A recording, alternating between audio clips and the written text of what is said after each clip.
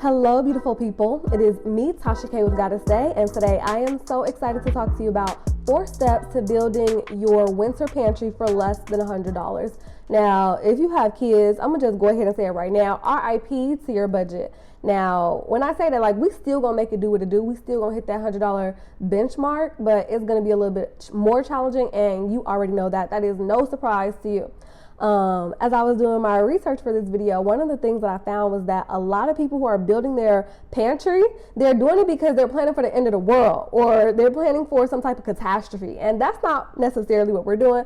We're trying to build a pantry so that we have the staples that we need to build, to cook the foods that we cook most often. And if there's an issue in the supply chain, then of course that'll definitely benefit that. But we're doing it so we can stick to our budget. And a lot of times I hear people say things like, you know, cooking at home is just as expensive as dining out. And it's like, yeah, if you don't have any pantry whatsoever, if every time you want to cook a meal, you have to go get every single ingredient, then yes, it's absolutely going to be more expensive. So we want to be more strategic than that. So let's go. The very first step when it comes to building your winter pantry is to think about what are the staple dishes that you typically make in the winter. We're going to start there. So for me, some of my staple dishes for wintertime, because the things that I eat, they change seasonally. So in the wintertime, I'm going to have me a pot of beans on. Like, you come to my house and you're visiting, baby, I'm probably going to have some beans for you. And then I have chili, potato kale soup, red lentils, green lentils, tomato feta soup with some grilled cheese, ramen, different types of curries, Swedish meatballs, hoagies, things like that. So these are going to be some of my winter staples. Step number 2, create a grocery list based on the dishes that you outlined. Okay, so for me, on my grocery list, I had organic black beans. So this is what I was talking about with people with kids. So on my grocery list, almost everything is organic, and it's going to cost me it came out to $64, but I wasn't able to get everything this time. But everything on my grocery list is organic because it's just me and my boyfriend sometimes.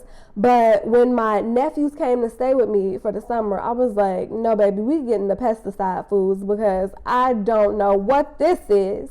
I don't know how I'm supposed to feed a whole family with organic food on this budget. It's not working out. So if in the areas that you can, I recommend that you do go organic, but if you can't, I understand that as well. In the grocery store yesterday, I'm looking at the beans. The black beans are $10 for like 4.5 cups of dry black beans, and it's $10 for the organic version, and the non-organic version was like $4. And I'm sitting there and I'm like, do I really need organic? Is it really this deep? So I ended up getting the organic because my boyfriend talked me into it, and he's like, just get the organic. But I probably would have folded and got the non-organic because the $6 price difference is insane. But also, you know, I want to be healthy and all that good stuff, yada, yada, yada. But do what your budget can allow. If you really need to stick to that $100 budget, you're probably not going to be able to get everything organic. So on my list, I have my black beans, kidney beans, lentils, ramen noodles, rice, chickpeas, coconut milk, vegetable stock, avocado oil, tomato paste, and tomato sauce. Those were the staples that I wanted to have in my pantry. I also had nuts on there, but then I started feeling like, you know, sometimes I have a taste for nuts, sometimes I don't. So I took them off my list. But that is my pantry ingredient list. Like, that's the stuff that I need in my pantry to be able to make the meals that I want. You got to look at the meals that you said you want to have as staples and start breaking it down and seeing, like, what are those meals composed of that you can have on hand in your pantry.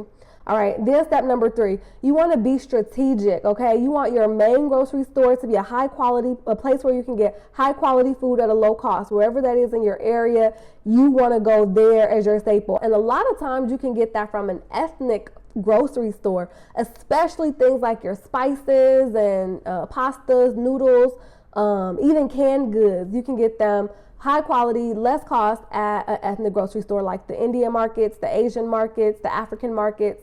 So do your due diligence to figure out what is the best main grocery store for you to shop at in your area. Number 4, each week, I want you to plan out your meals and then go to the grocery store for the fresh ingredients that you need. So now I want to pull up my grocery list for the week, and I'm going to show it on the screen. But basically what I do is I'm going to plan out what am I eating for lunch and dinner every day, right? And it's just going to be a rough draft. And I'm usually only going to have 2 cooking days a week. And during those 2 cooking days for my week, I'm going to cook probably 4 different dishes that I can eat for the next 3 to 4 days.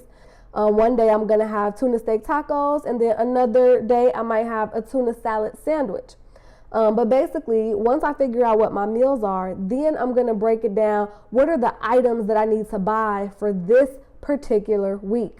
With that being said, I hope that this video was helpful in having you organize your pantry. Start with those staple dishes and then get into the ingredients and then be strategic, and finally make sure that you're creating that grocery list every single week based on the fresh items that you need. And while you're in that grocery store, if you see any of your staple items on sale, that's when you want to grab them. Spending less is the same thing as having more. I read that quote one day and it has really stuck with me. This is not just a conversation because for people who don't have money. This is a conversation for people who want to keep their money. This is a conversation for people who are saying, no, I'm never going to let you play with me and steal my wealth because of inflation.